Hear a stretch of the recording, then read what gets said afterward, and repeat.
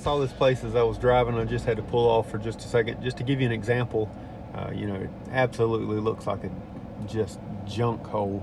But if you're paying attention and you see certain things, you can find some treasures. This is an example of where you find the truss sections or something like that. I would be willing to bet this guy would certainly trade some work, maybe cleaning up some of these pallets or something, and would just give these truss sections away if you swap some work out. But that's the nature of what we're trying to accomplish, is not just writing checks to find these materials. So this is a prime example of what it looks like when you find something and you restore or rescue or put something back in service, because this certainly is not destined to fulfill the role that it once did in this capacity, but it certainly could be reconfigured and like I said, this is where my truss sections came from, something very similar to this.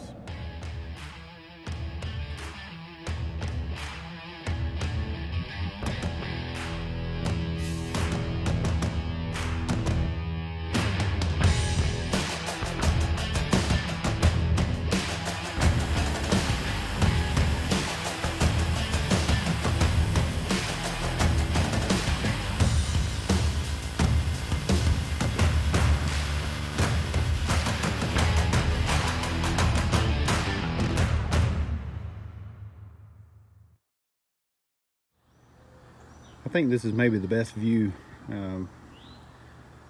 Sometimes those trusses are a little hard to see, but this gives a good idea of the material that I'm starting with in this workshop.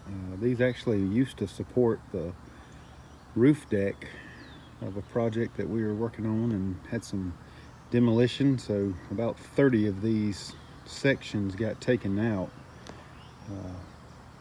A lot of them got thrown in the scrap pile and recycled before I realized what was going on, but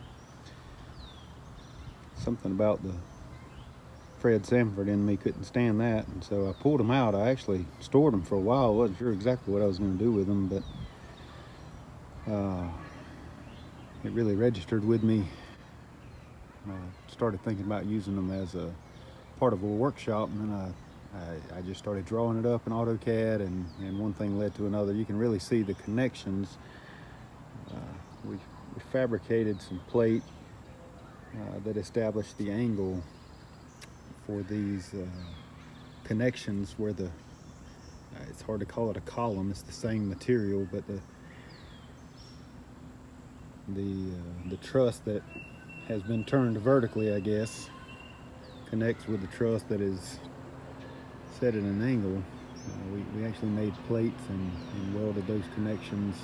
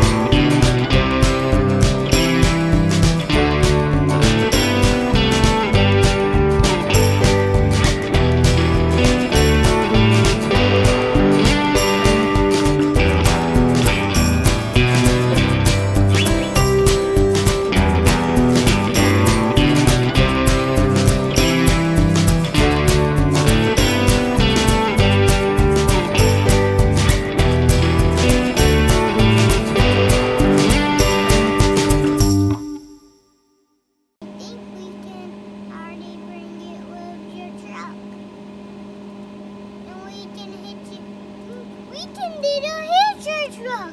A hitcher welding truck. Okay. Yes, do that. All right. Oh, yes.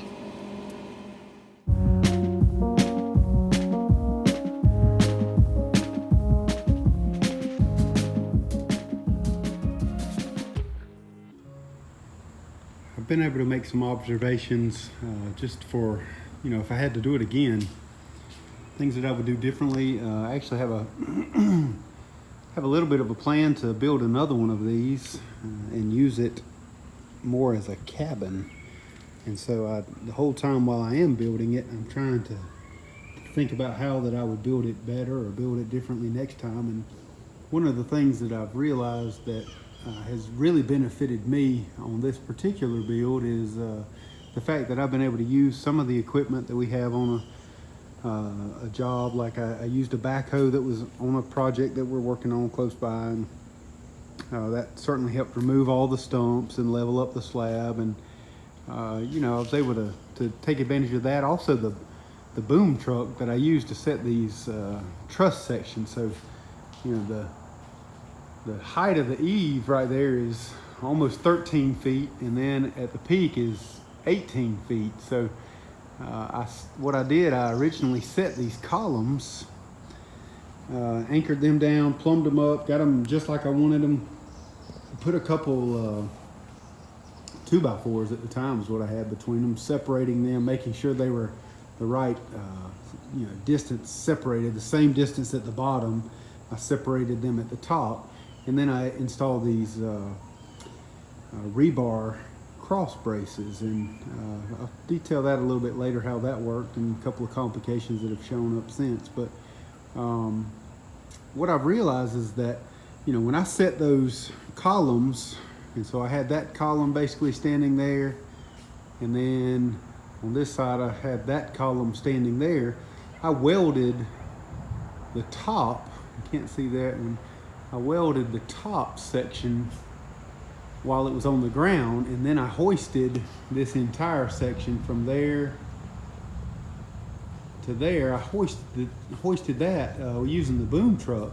And so I've tried to think about it. The boom truck is something that I was certainly able to take advantage of, and certainly grateful for that, but it's really not going to be an opportunity that most people have.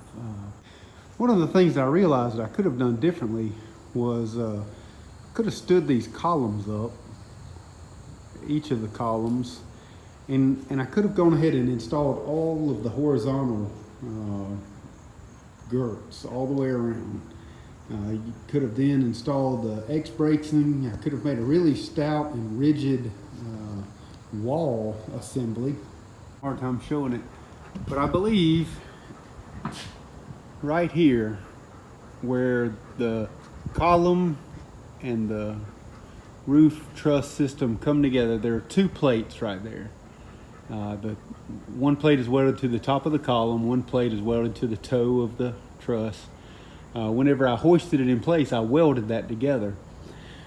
But if I had to do over it again and I had this wall assembly in place, that would be very stout and rigid.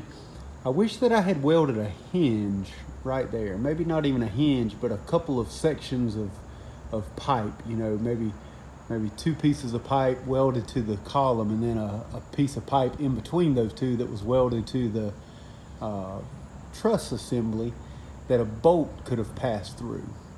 And so what that could have allowed would have been that this roof section of truss could have pivoted on that very stout, very well supported, very rigid column. It could have just pivoted down to the ground. So this one could have been on the ground over here on this side. That section could have been down on the ground. And then it wouldn't require the boom truck to hoist that center section up and that center section up on this side. Something that may be worth the investment. This has been something in my family for a long time. Right now it's turned into a hut or I'm not exactly sure what they've made of it. But this scaffolding, you can pick this scaffolding up pretty reasonably. This is actually probably 60 years old. And you can see right now I've got a platform up there. I've been putting the roof metal on, but you know, had I assembled this frame section and had it leaning down on the ground and this section leaning down on the ground, it wouldn't be too hard to imagine a way to pick that up on that side, pick this up on this side, and even just set it on top of the scaffolding there. The scaffolding would have been about the right height. And then I could have climbed up there, picked the two sections up together, and since the columns would have been so well supported, even though the truss sections themselves would have been a little spindly, I believe I could have welded them together. So I could have assembled that frame and then this frame, installed this X bracing that you see. The X bracing actually worked really well. It's encountering some problems. I'm hoping to get a friend of mine, Keith Rucker, to help me resolve that, but that'll be for a later time. But just wanted to show a couple things as I'm thinking through these. You know, I'm always trying to envision what I could do different, what I could do better, or what I, you know, what techniques I could pass along, and you know, make it more possible for somebody else who's trying to innovate something. You know, somebody may look at this channel and say, yeah, well, of course I could build a shop if I had a backhoe and a boom truck and scaffolding and all those things. And you know, I agree, these are things that are certainly benefiting me, but most people can find things that benefit them if you're looking around. And you know, that's the nature of what we're trying to do, just using what we have available to suit our needs. That's the foundation of the name Smooth Stone Project. David used 5 smooth stones. That's what he had to go against Goliath. So we're trying to use smooth stones ourselves.